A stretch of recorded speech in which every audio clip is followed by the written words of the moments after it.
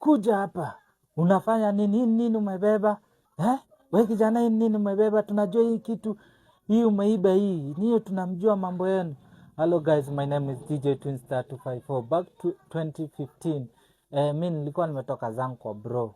Sasa nimefika kwa njia, nikasema kuna msee nataka nimcall. Kwenda kumcall hivi, simu hayashiki, anakata.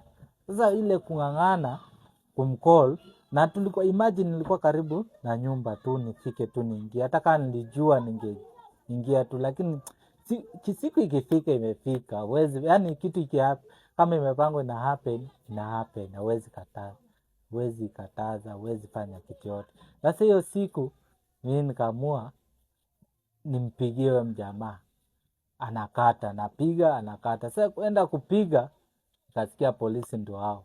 Wewe kijana, nini umebeba? Tunajua hii kitu umeiba hii. Unajua hiyo time 2015 kulikuwa kubaya, watu walikuwa wanaibiwa hadi mchana. Sasa mimi niliweka laptop yangu hapo eti na jiprevent hawa jamaa wasikuje kuniibia. Kumbe sasa ndio nimefanya blanda juu ya blanda. Nimeshikwa maana na polisi, wanasema nimeiba laptop, na laptop ni yangu. So huyu mjamaa wanasema nimemwibia, hayuko, haonekani. Mimi nawaambia hii laptop ni yangu, hata kuniamini.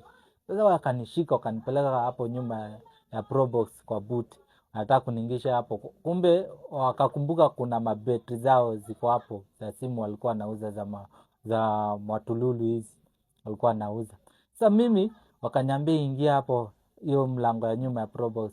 Kafungua. Kwenda kuingia nikakanyaga kitu yao. Nililambishwa makofi. Wewe unadhani hapa kwa nyanyako unaingia aje bye. Naona kanyaga tu. Nikasema sorry afande. Sio kwa ubaya, wakanyachana. Mimi nikaingia nikaketi hapo. Kaingia wakageuza gari. Kaanza wakanizungusha, wakanipeleka kwa Nyamavila huko. Walikuwa na customer wao, walikuwa wanampelekea betri.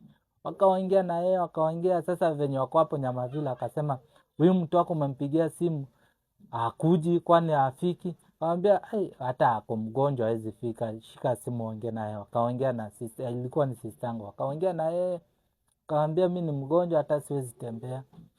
Sasa naomba tu ningoje nifanye vile nitafanya, nikuje nayo risiti muachilie bro yangu. Akamwambia harakisha.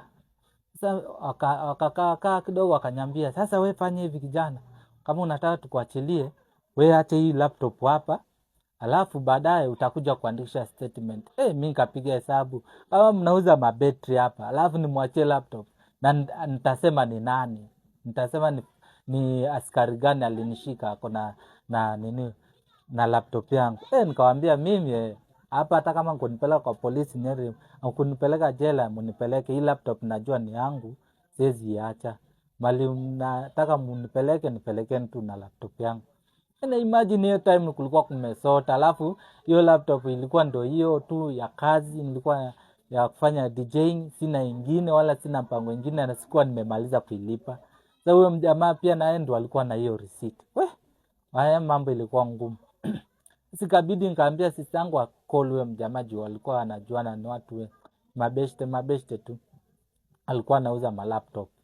Sasa akampigia, akamwambia akuje na receipt. Hawa jamaa wakanizungusha kuanzia saa 5, wakanizungusha mpaka saa 11. Ndio wakakuja kunileta hapa stenje juu waliona sasa mimi nimekatalia, hakuna kitu yote, sitaki kuenda wala nini kuambia kitu yote.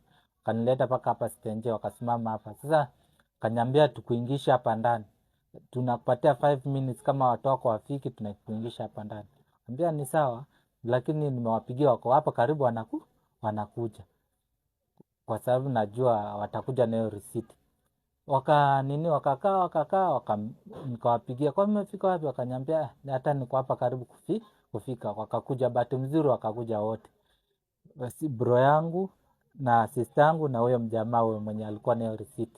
Wakakuja, wakawapatia receipt, wakaangalia, wakaona kila kitu iko sawa. Wakaniambia wewe siku nyingine usiwahi weka laptop kwa gunia juu wewe watu watakuwa polisi watakuwa na wewe ni mwizi, na ukishashikwa ni hivyo, inakuwa ni hivyo.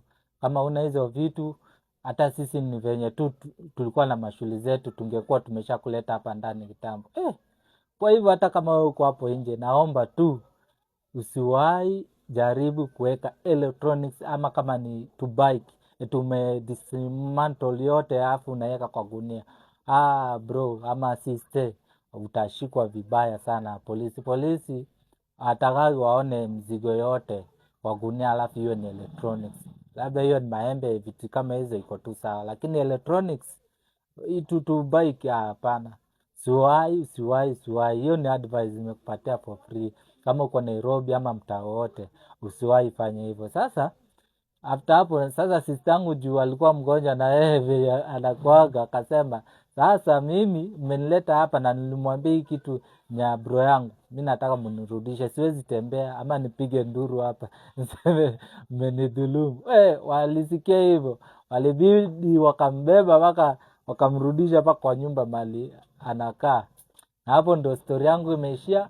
Unaweza ni follow DJ Twinstar kwa YouTube au Dream Kids kwa YouTube, TikTok Dream Kids au DJ Twinstar 254. Na hapa pia kila siku nakuwa nikikuletea story moto, story za advice pia na za kuelimisha.